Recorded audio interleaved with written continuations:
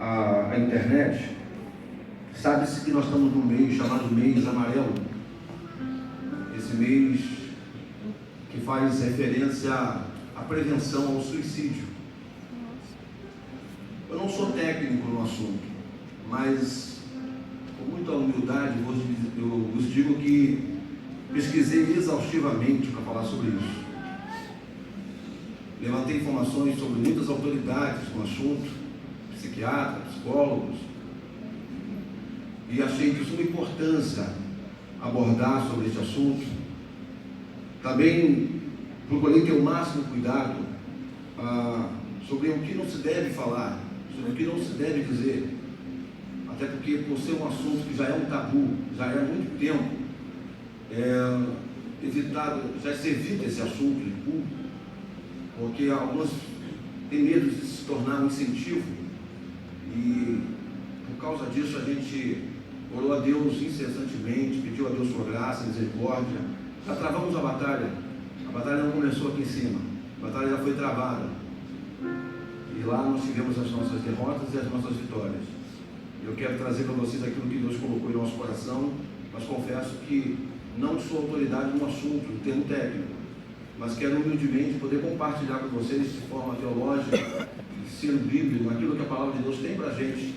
Receba isso de coração aberto e orando para que Deus possa fazer da gente essa mão que socorre, essa mão que estende. O mês de setembro é conhecido como mês amarelo, e eu pesquisei muito para saber por que foi chamado de mês amarelo. A história, ela remonta lá para o ano de 94, fala de um jovem chamado Mike M., filho de David M. e Darlene M. Esse jovem era um jovem muito feliz, muito alegre, um jovem de um coração caridoso, um jovem muito entusiasmado para a vida. Ele tinha na sua garagem um Mustang, Ford Mustang, ano 68, que estava esquecido ali. Esse jovem era um jovem que tinha virtudes e habilidade mecânica e resolveu tirar esse carro da garagem e fazer ali alguns ajustes. Um carro que ele mesmo adquiriu, mas por ser menor de idade não poderia usar, mas ele resolveu fazer ali uns ajustes, mexeu e conseguiu botar esse Mustang para funcionar. Ficou muito feliz, passou a ser conhecido na região, lá nos Estados Unidos, como Mike Mustang, pela sua identificação. Era um carro Mustang amarelo, que ele gostava, obrigado meu irmão, gostava de estar mostrando aos seus amigos que o admiravam por todas as virtudes e por essa dotação que ele possuía. Esse jovem, sem aviso, sem sequer nenhum momento, nenhum indício, nenhum diagnóstico precoce foi dado, os seus pais chegou em casa por volta de 11 horas e 52 minutos da noite e encontrou o jovem Mike no seu carro, morto. Ele havia retirado sua própria vida. Deixou um bilhete para os seus pais dizendo: pai, mãe, não se sintam ocupados com isso. Eu amo vocês. E voltou ali 11 horas e 45 minutos. Se os pais tivessem chegado talvez 7 minutos antes, talvez teriam a chance de conseguir salvar o Mike. Mas o Mike tomou essa decisão. E ele, 17 anos, tinha por ter essa habilidade, por ter essa característica, era muito querido no bairro, muito querido na região. Seus amigos ficaram muito sensibilizados, se mobilizaram para poder ajudar a família e, de alguma maneira, gerar um tipo de consciência, porque foi sem aviso isso aconteceu. E aí eles resolveram fazer cartões com fita amarela, eu não sei se pronuncia assim, Yellow Brigham. Me ajuda aí, pastor Paulo Tasso, professor de inglês. Foi essa fita que eles começaram a colocar em divulgação. Fita amarela, junto com um cartão escrito: se você estiver com esse sentimento, estiver precisando de ajuda, peça ajuda. E começaram a divulgar esse cartão no dia do velório dele. Isso surtiu efeito. Mais de 500 foram distribuídos. Algumas pessoas começaram a mandar resposta pedindo ajuda. Isso mobilizou os Estados Unidos, começou a eclodir isso para outras cidades. E no ano de 2003, a OMS, a Ordem Mundial da Saúde, resolveu então estabelecer como dia 10 de setembro o dia amarelo, mês de prevenção ao suicídio. Isso começou a expandir. É interessante falar sobre isso, porque talvez você não tenha ideia, mas desde 2003 começou a se despertar as mídias, as instituições, começou a se despertar a saúde para isso, porque passou a ser visto isso como um problema de saúde. E se contabiliza, irmãos, isso é tão sério, segundo a OMS, a cada 40 segundos, uma pessoa se suicida no mundo. A cada 40 segundos, uma pessoa tira a sua própria vida. E 11 delas fazem algum tipo de tentativa. Felizmente não foram bem sucedidas. Se contabiliza também que aproximadamente 800 mil pessoas por ano no mundo morrem por esse tipo de ato. Eu gostaria que você pudesse comigo ter a dimensão que, se continuar nesse ritmo, até 2020, pode-se chegar a um número de aproximadamente 1,2 milhões de pessoas. Só para você ter ideia, nessa 1h30 que nós estamos aqui para cultuar a Deus, aproximadamente 135 pessoas acabaram de tirar a sua vida. Isso é um diagnóstico que primeiro eu preciso chocar, depois a gente se repor e começar a se reposicionar de fato, para entender qual é a nossa ação, qual é o nosso papel, qual é a missão que Deus nos deu. Eu te pergunto, esse relatório, aproximadamente estamos para 1 hora, isso não te incomoda? Isso não te tira um pouco da zona de conforto? Segundo a CVV, o Centro de Valorização à Vida, o suicídio é a 4ª maior causa de mortes de jovens no Brasil, de 15 a 29 anos. É a 4ª maior causa, perdendo para as guerras urbanas e as violências. E segundo a pesquisa também, cerca de 90% desses casos poderiam ter sido evitados com ajuda psicológica. A maioria são causadas por doenças mentais que não são tratadas, porque muitos não sabem que precisam de tratamento. Muitos não sabem que isso é uma questão psicológica, uma questão de perturbação, muitas vezes, uma questão de anormalidade. Foi até se discutido isso com um psicólogo, mas Guido Palomba, um grande psiquiatra forense, ele disse que isso é uma questão de, em dados momentos, sem exceção, isso é um caso de anormalidade que acontece nesse momento em que a pessoa é tomada sobre essa pressão. Aproximadamente 60% das pessoas que suicidam não buscaram ajuda porque não tinham noção que isso era uma questão de saúde. E por outras causas também, como eu acabei de falar, porque isso também é um tabu. Ainda foi um tabu e ainda é para muitos um tabu, uma situação, um tema que é proibido de ser discutido. Por causa do sagrado que é a questão da vida, por causa do medo de se polemizar, de se tornar algo que possa dar incentivos a outros. Então, no Brasil, iniciou-se uma campanha no ano de prevenção ao suicídio no ano de 2015, pela CVV. E, como eu acabei de falar agora há pouco, você também pode encontrar informações. Eles têm até colocado aí nas propagandas, nas divulgações, um telefone, 188, onde a pessoa que está passando por esse tipo de problema, ela liga para lá, e lá tem alguém voluntário, uma pessoa que está sempre pronto para estar ouvindo, conversando. É gratuitamente, recebe de qualquer ligação de telefone fixo, celular, e ali estão prontos a estar ajudando nesse centro de valorização à vida. Após essas pesquisas, eu fiz aqui algumas anotações, cheguei à conclusão e também analisando esse diagnóstico que na verdade o suicida ele não quer morrer, ele quer parar a dor, ele quer interromper a dor. Até esse termo é muito difícil de utilizar, porque é complicado demais. A esperança dele é que a morte seja a luz no fim do túnel, mas infelizmente ela é uma escuridão.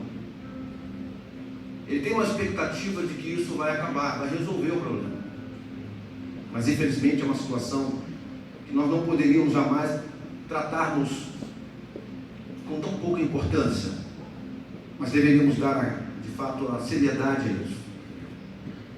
Há muitas causas que podem levar a isso: a culpa, o remorso, a depressão, a ansiedade, o medo, a humilhação, a busca de sentido na vida, e nos difere dos animais. Você nunca veio aí alguém falar de alguma vez um animal se suicidou. A busca de sentido na vida é o que nos faz muitas vezes ficar nesse desespero vazio de tentar se encontrar, se entender, se achar. Há um número maior ainda de suicídios entre os homens do que nas mulheres, apesar de que as mulheres, segundo a pesquisa, elas tentam até 2 vezes mais do que os homens. É que os homens procuram os meios mais letais, por isso acabam tendo maior resultado sobre eles. Mas a tendência de adultos de buscar o suicídio está sempre mais entre as mulheres. Agora, o que eu quero que vocês entendam é que a Bíblia nunca escondeu este assunto. A nossa religiosidade tenta nos blindar, tentando proteger a reputação de Deus, a integridade dele. Ficamos com medo que isso pode parecer feio, isso pode parecer totalmente equivocado para uma vida, para uma mensagem evangélica, para o teor cristão. E às vezes a gente fica preocupado e querendo proteger a reputação dele. Mas a Bíblia nunca omitiu isso, pelo contrário. Observe que ela expôs o suicídio do rei Saul, é atribuído como suicídio que ele fez, para mostrar para a gente que a monarquia não é mais importante do que Saul. Os apóstolos não esconderam o suicídio de Judas, deixou registrado para a gente isso. Mesmo sabendo nós que seu mestre foi o grande mestre Jesus, poderia até poupar essa informação para não queimar o filme dele como um líder, como um pastor de Judas. Mas esse não é o propósito. Porque a ideia é mostrar para a gente que os cargos e as vocações e as atribuições que temos na vida não são maiores e nem é mais importante do que Judas, o ser humano, a pessoa. E por sermos uma geração que foi muito tempo alimentada pela tradição, pelo o medo de expor, o medo de queimar o filme, nós ficamos durante muito tempo se escondendo e nos omitindo, e às vezes doentes, problemáticos, com pesos na alma, mas não damos um grito de socorro. E o que fazer então, pastor Neemias, quando isso acontece? Eu tenho uma história de 2 discípulos que vocês conhecem muito bem. Acabei de narrar. Temos um discípulo chamado Judas. Judas, ele falhou, conhecemos a sua falha. E lá em Mateus capítulo 27, verso 3, diz assim: e vendo Judas que ele fora condenado, retirou-se e enforcou. Veja, a decisão de Judas foi após ele perceber que o Cristo foi condenado. Judas tinha uma expectativa totalmente equivocada sobre o fato. Judas tinha uma ideia errada. Ele seguia Jesus, mas seguia pelos motivos errados. Ele estava andando ao lado de Jesus, ele era um discípulo de Jesus, estava sentado, foi um ótimo discípulo, porém um péssimo aprendiz. Do lado de Jesus, mas não conseguia absorver a lição. Observe que ele teve uma ideia, teve uma avaliação totalmente equivocada do que Jesus de fato veio para fazer. E quando ele viu que Jesus foi condenado, 27:3 de Mateus, ele se retira e a ficha cai. Frustração. A frustração levou ele ao remorso, e ao remorso levou ele a se afastar de Jesus e tirar sua própria vida. Diferente de Pedro, que também falhou com Jesus. Mas após a falha, ele foi impactado de fato pelo ato, pela atitude que ele tomou. Ele caiu em si e percebeu que ele havia negado Cristo, mas caminhando com ele percebeu que havia em Cristo uma ponta, uma oportunidade, uma porta de esperança e que ele jamais poderia pensar em si mesmo, que não poderia jamais se voltar para ele ou encontrar nele a paz e a resposta que a sua alma anelava, e tanto que ele tomou a atitude inversa de Judas. Judas se afastou e se entregou à morte. Pedro se aproximou e foi restaurado. O remorso afasta, o arrependimento aproxima. O remorso me faz correr para longe dele. O arrependimento me faz entender que a minha resposta é ele. Judas compreendeu? Não. Judas simplesmente se equivocou e foi para longe. Pedro, porém, se aproximou. Como devemos então agir diante disso? Qual é a atitude que se espera da igreja diante de um caos como esse? Diante de um problema tão sério como esse? Não podemos estar simplesmente satisfeitos de cumprirmos as nossas atividades, nossas funções, nossos ativismos cristãos e sermos indiferentes ao que acontece em nossa volta. A igreja foi chamada para afetar, para gerar vida, para fazer diferença. A igreja, como eu já havia dito algumas vezes, ela é o corpo de Cristo que se move. Quando ele disse, farão obras maiores do que essa, não é que nós faríamos uma obra maior do que a dele, porque a obra é dele. Mas ele disse que fariam obras maiores do que esta, por quê? Porque de forma demográfica, a igreja hoje ela está agindo geograficamente em áreas maiores do que o próprio Cristo, porque era limitado fisicamente. Ele estava apenas num território que seu corpo lhe permitia estar. Mas a igreja hoje ela é maior, ela está expandindo e ela está fazendo obras maiores, sim, no sentido de expansão. Então nós não podemos ficar acomodados nessas quatro paredes. Aqui nós estamos congregando, aqui nós estamos simplesmente encontrando a nossa força, a nossa unidade, aqui nós estamos lidando com o diferente, porque é isso que nos torna maduro, é isso que nos faz crescer, porque andar com iguais a gente só se repete, mas andando com diferente a gente se completa, porque alguém sempre vai nos acrescentar o que nos falta. Então a igreja é isso, por isso que o corpo, os dedos da mão não são iguais, os pés não são iguais, isso fala da igreja, do corpo de Cristo, da unidade. Mas como que a igreja vai resolvendo isso? Exercitando mais o amor ao próximo. Se você olhar para a Bíblia, ela tem séries de versículos que desperta-nos para amar o próximo, para levar a carga uns dos outros, para chorar com os que choram, para suportar as fraquezas dos fracos, para ter paciência com os neófitos. A Bíblia tem uma série de versículos chamando a gente para estarmos do lado próximo. Eu falei aqui numa ceia onde nós estávamos abordando que Jesus, quando começou a lavar os pés dos discípulos, ele não pulou o pé de Judas.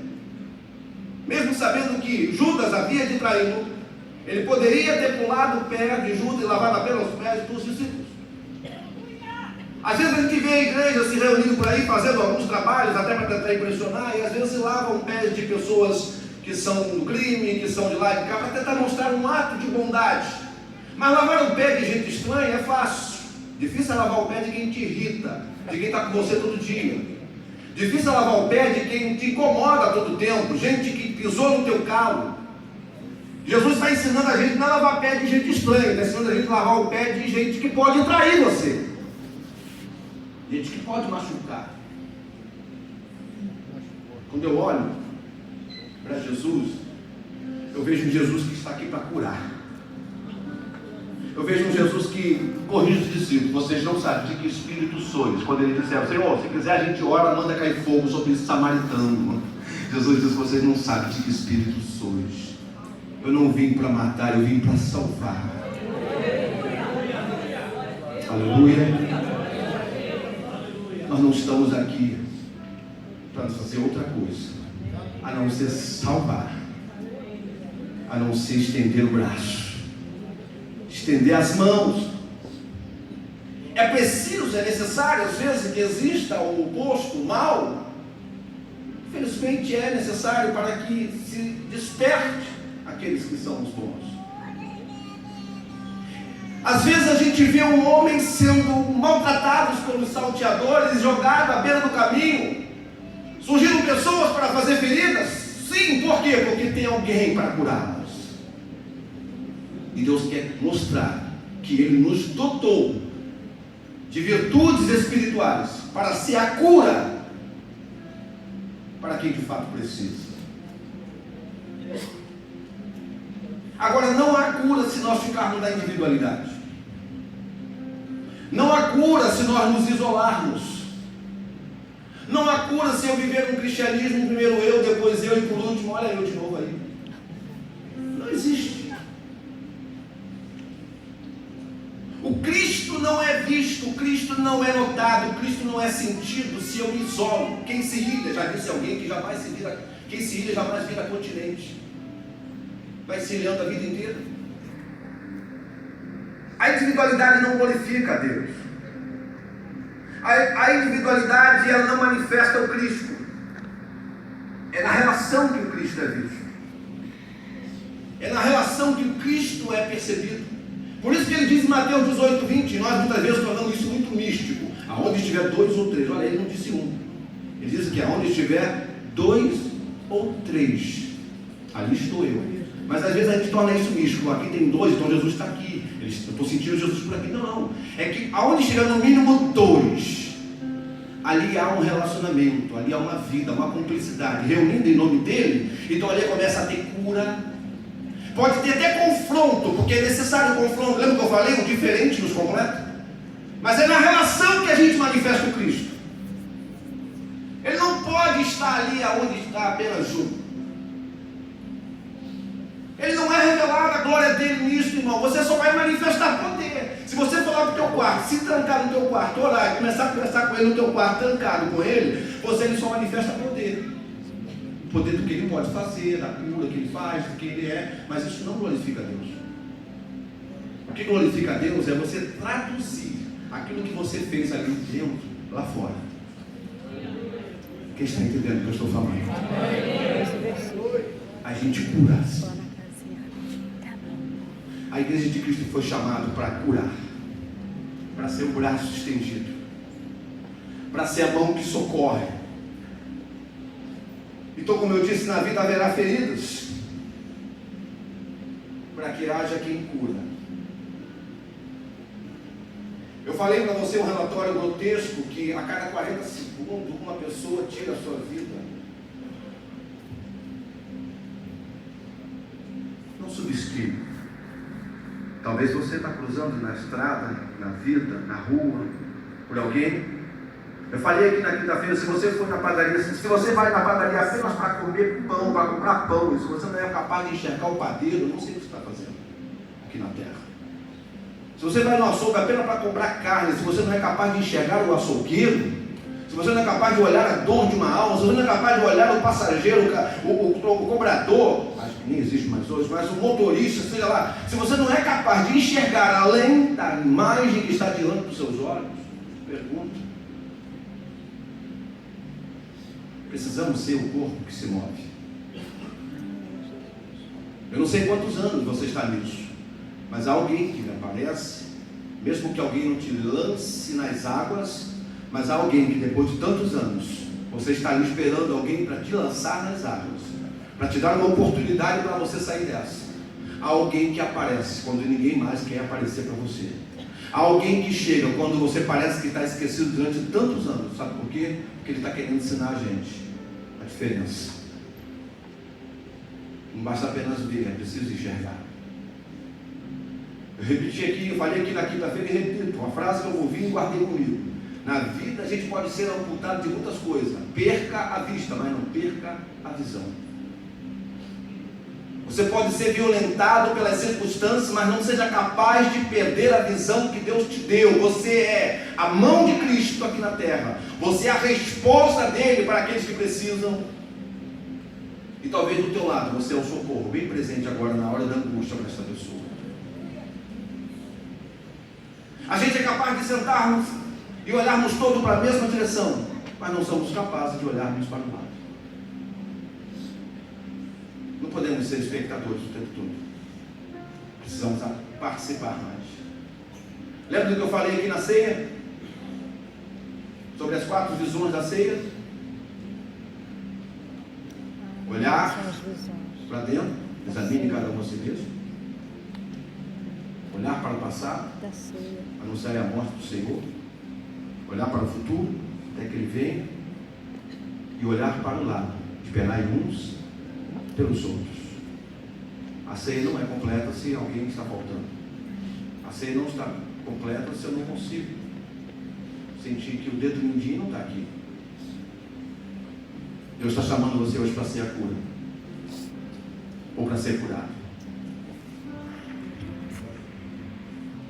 Tem cura. O Espírito de Deus, Ele está sobre nós porque o Senhor disse, e foi cantado aqui, e Ele vos enviará o Consolador. Quem tem o Espírito de Deus tem a cura. Aleluia. Quem tem o Espírito de Deus não pode ficar na zona de conforto. Levanta. Ou você senta e chora, ou você levanta e enfrenta. É hora de você levantar e começar a enfrentar aquilo que está tentando te colocar para baixo. Eu não quero ser um sensacionalista. Tenho responsabilidade com essa palavra, com a palavra de Cristo. E eu tenho certeza que o Espírito Santo está indo agora no teu coração para dizer para você, a cura para a tua alma, ela pode acontecer hoje, só depende de que você tenha uma atitude. Aqueles que podem, por gentileza, fiquem de pé, por favor.